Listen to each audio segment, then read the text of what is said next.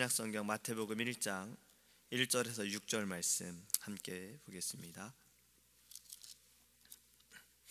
마태복음 1장 1절에서 6절입니다.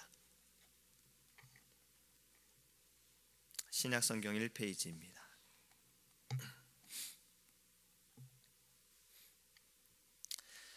아브라함과 다윗의 자손 예수 그리스도의 계보라. 아브라함이 이삭을 낳고 이삭은 야곱을 낳고 야곱은 유다와 그의 형제들을 낳고 유다는 다말에게서 베레스와 세라를 낳고 베레스는 헤스론을 낳고 헤스론은 람을 낳고 람은 아비나답을 낳고 아비나답은 나손을 낳고 나손은 살몬을 낳고 살몬은 라합에게서 보아스를 낳고 보아스는 루색에서 오벳을 낳고 오벳은 이새를 낳고 이새는 다윗 왕을 낳으니라. 다윗은 우리아의 아내에게서 솔로몬을 낳고. 아멘. 할렐루야. 성경에는 4개의 복음서가 있습니다. 그 중에서도 이 마태복음은 유대인을 위한 복음으로 알려져 있어요. 왜냐하면 이 마태복음을 기록한 마태가 유대인인 전통적인 유대인이기 때문에 그렇습니다. 그는 제사장의 혈통을 받은 레위인이기 때문에도 그래요. 그래서 이 마태복음은 유대인을 위한 또 복음서다라고 이야기를 합니다.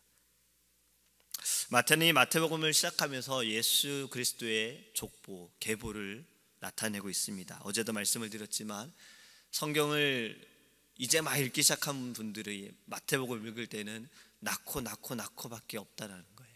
하지만 이 안에도 예수 그리스도의 하나님의 그 은혜가 있음을 우리가 깨닫기를 원합니다. 오늘 우리가 읽은 말씀 중에는요, 1장 1절부터 6절의 말씀은 이후에 예수님의 계보에 대해서 아브라함에서 다윗까지의 14대다라고 말하는 딱 그 부분이에요. 그런데 여기에 보면 인상적인 것이 있습니다. 바로 4명의 여인이 등장을 합니다. 우리나라 족보도 저는 본 적이 없지만 대개 족보에는 남자의 이름만 들어가 있어요.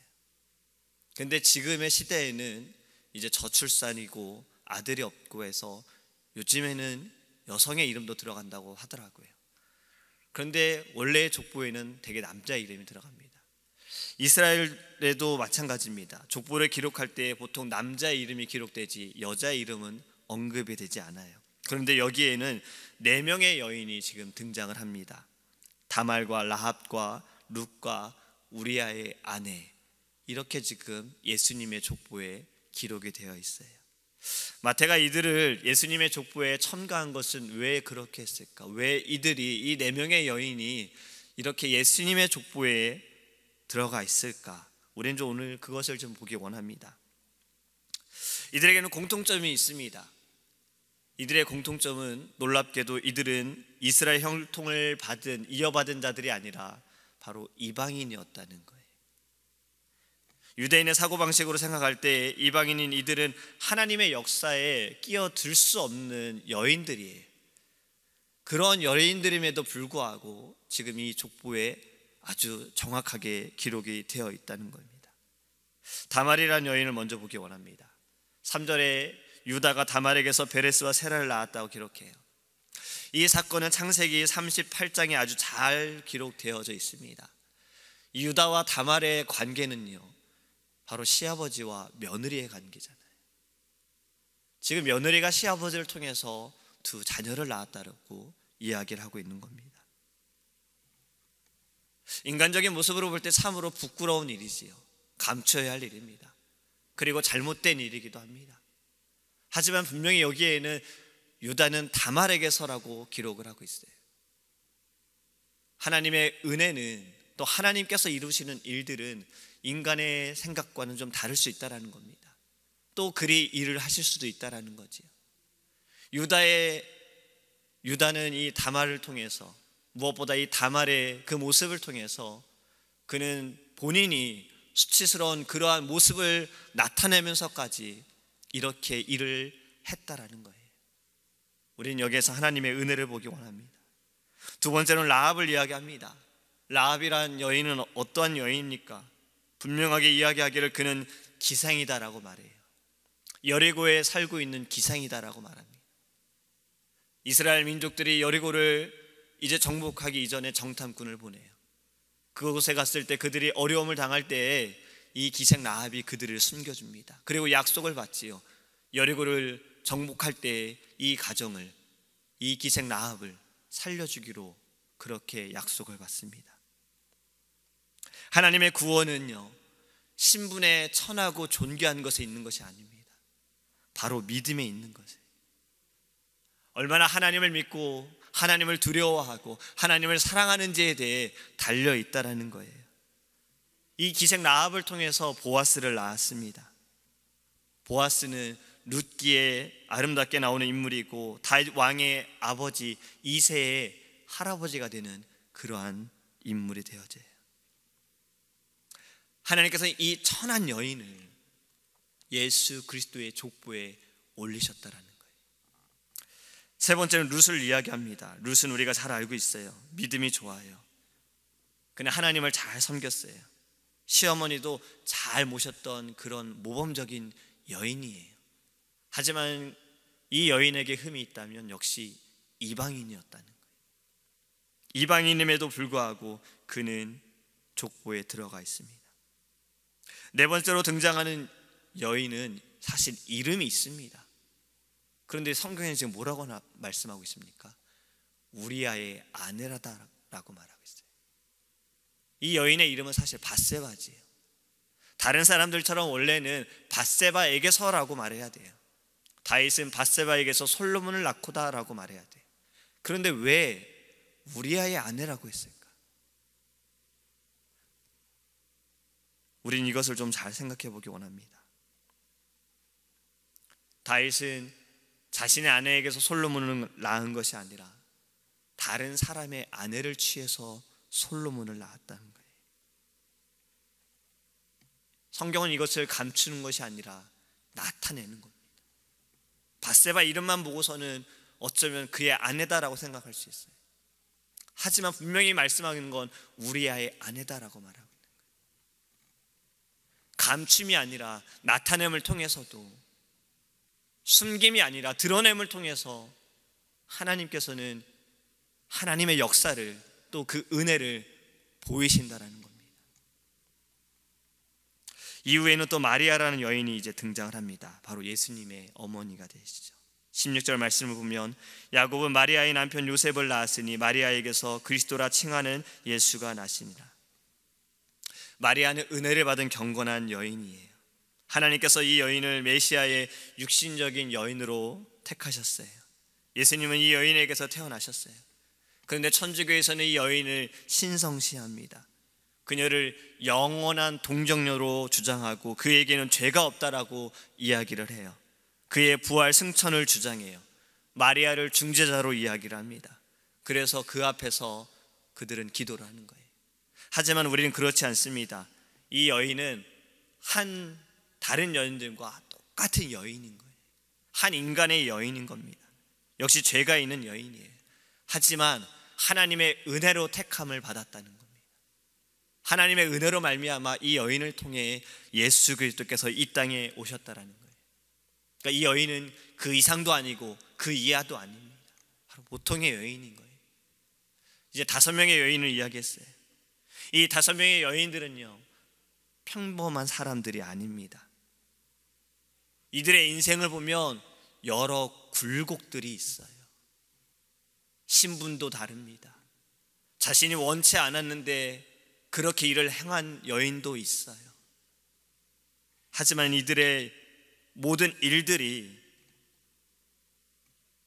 하나님의 놀라우신 계획임을 깨닫기 원합니다. 이방인도 있고 가늠한 자도 있고 시아버지와 잠자리한 자도 있고 자기 남편을 죽인 아내가 된 자도 있습니다. 인간의 윤리의식이나 인간의 법이나 인간의 생각으로 볼 때에는 모든 것이 다 잘못된 것이지만 우리 이 말씀을 기억하기 원합니다. 하나님을 사랑하는 자, 곧 그 뜻대로 부르심을 입은 자들에게는 모든 것이 합력하여 선을 이루느니라. 하나님께서 이 모든 것을 합력하여 선을 이루신다는 거예요. 이 파란만장한 5명의 여인의 삶이지만 하나님께서는 이들을 통해서 구세주 예수 그리스도를 이 땅에 보내시는 도구로, 통로로 사용하셨다는 겁니다. 하나님의 이 구원 사역은요, 파란만장한 우리들의 삶에서도 지금 나타나고 있는 겁니다. 우리들 중에 하나님 보시기에 완전한 사람이 누가 있을까요? 사람의 눈으로 볼 때에도 나는 죄가 없다, 나는 떳떳하다, 나는 깨끗하다라고 말할 수 있는 자가 누가 있겠습니까? 누구나 결점을 가지고 있습니다. 하지만 우리가 분명히 깨달아야 할 것은 하나님의 손에 붙들린 사람들은 예수 그리스도의 피로 말미암아 우리는 죄 사함을 받았다는 겁니다. 모든 죄를 용서함을 받았다는 거예요. 그리고 주님의 나라에 들어갈 수 있는 자격을 받은 것을 깨닫기 원합니다. 우리가 금그릇이기 때문에 하나님이 사용하시는 게 아닙니다. 우리가 은그릇이기 때문에 하나님께서 사용하시는 것이 아니에요. 하나님께서는 질그릇이라도 사용하신다라는 거예요. 그것은 내 안에 예수께서 계실 때에 가능하게 되어지는 겁니다. 히브리서 10장에 저희 죄와 저희 불법을 내가 다시 기억지 아니하리라. 로마서 8장에 그리스도 예수 안에 있는 자에게는 결코 정죄함이 없나니. 하나님은 예수 그리스도 때문에 우리를 자녀 삼아 주셨습니다. 예수 그리스도 때문에 우리를 하나님의 나라에 들어가는 축복을 주셨습니다. 우리는 이제 하나님의 나라를 위한 충성된 일꾼이 되기를 원합니다.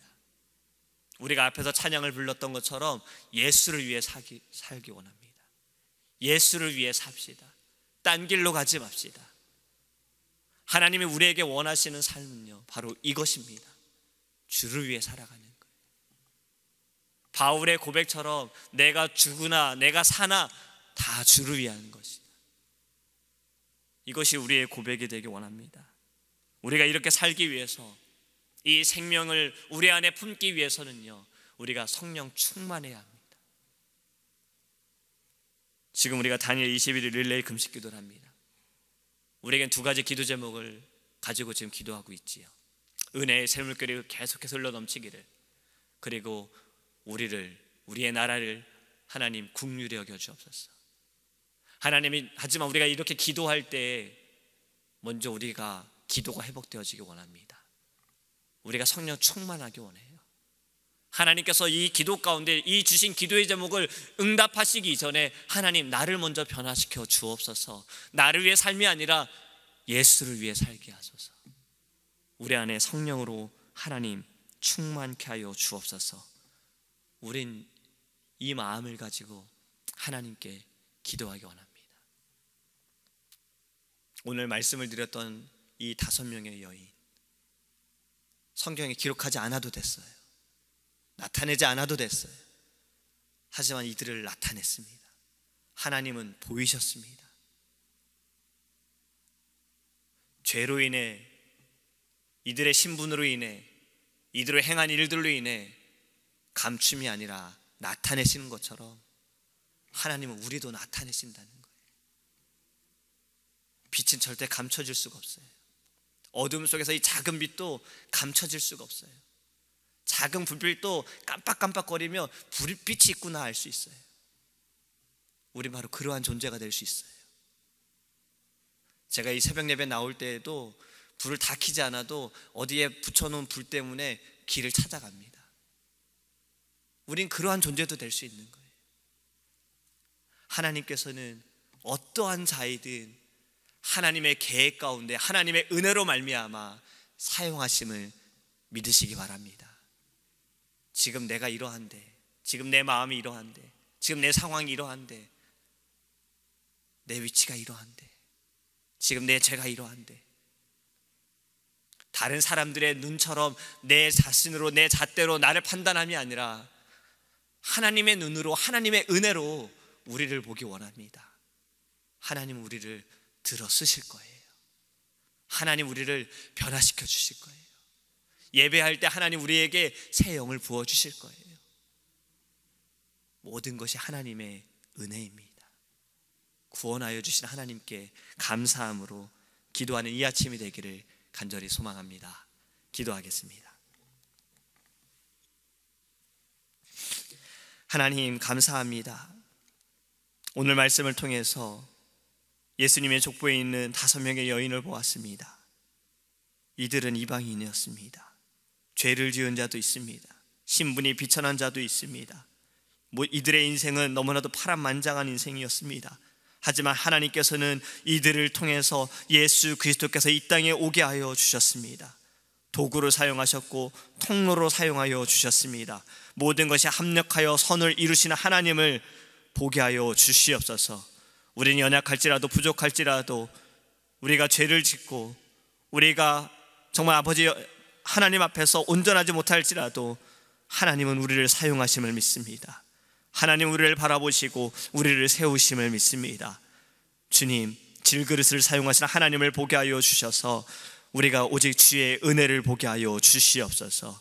우리에게 행하시는, 우리에게 아버지 인도하시는 놀라우신 하나님의 은혜를 보게 하여 주시옵소서.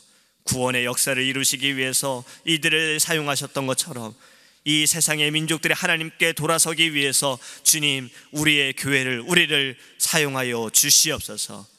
오직 예수를 위해 살기 원합니다. 딴 길로 가지 않고 오직 주를 위해 살기 원합니다. 오늘 이 아침에 기도할 때 우리의 마음을 정하게 하시고 결단케 하여 주셔서 주를 위한 삶으로 하나님 나아갈 수 있도록 우리 안에 성령 충만케 하여 주시옵소서. 우리가 이 시간에 또 하나님 특별히 기도하는 것은 다니엘 21일 릴레이 금식 기도를 듣고 주님이 주신 기도의 제목을 가지고 부르짖습니다. 하나님 응답하여 주시옵소서. 은혜의 샘물결이 흘러넘치게 하시고 또 하나님 우리를 긍휼히 여겨 주옵소서. 말씀으로 돌아서게 하시고 믿음 가운데 하나님 세워질 수 있도록 주님 역사하여 주시옵소서. 또 우리가 특별히 기도하는 것은 하나님 담임 목사님을 위해 기도하기 원합니다. 늘 주님께서 영육간의 강건함을 더하여 주시옵소서. 주의 종을 통해서 하나님의 말씀이 세계 곳곳에 전파되어지게 하여 주옵시고 하나님의 사람들이 세워지게 하시고 하나님의 일꾼들이, 하나님의 종들이 세워지게 하시고 하나님의 교회가 세워지게 하여 주시옵소서. 귀한 말씀을 들을 때 하나님 우리의 심령이 변화되어지게 하시고 하나님께서 주의 종을 통해 주신 비전이, 사명이 우리의 비전과 사명이 되어서 믿음으로 나아가게 하여 주시옵소서. 이 아침에 하나님, 우리가 가지고 있는 모든 상황들을 아신 하나님께 간절히 부르짖습니다. 주님, 우리의 입술을 통해 간증할 수 있도록 주님 역사하여 주옵소서. 감사드리며 예수님의 이름으로 기도합니다. 아멘. 주기도문 하시겠습니다. 하늘에 계신 우리 아버지여, 이름을 거룩히 여김을 받으시오며 나라의 임하옵시며 뜻이 하늘에서 이룬 것 같이 땅에서도 이루어지이다. 오늘날 우리에게 일용할 양식을 주옵시고 우리가 우리에게 죄 지은 자를 사하여 준 것 같이 우리의 죄를 사하여 주옵시고 우리를 시험에 들게 하지 마옵시고 다만 악에서 구하옵소서. 대개 나라와 권세와 영광이 아버지께 영원히 있사옵나이다. 아멘. 우리 시간 통성으로 기도할 때 말씀을 기억하면서